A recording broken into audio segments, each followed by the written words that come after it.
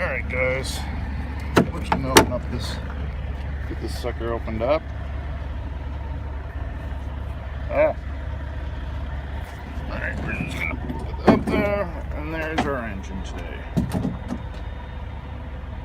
That's one side. Let's see what we got here, about a half on that.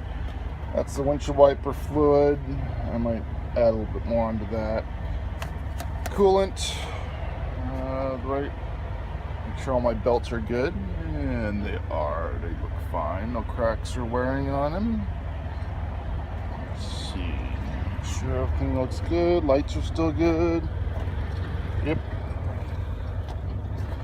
Let's jump on this side. Filter. Filter looks good. We don't have any problem with that. And this is the. We are good to go on power steering fluid. That is, you definitely want some of that. That's something you definitely don't want to go without. And of course, we've got the dipstick. And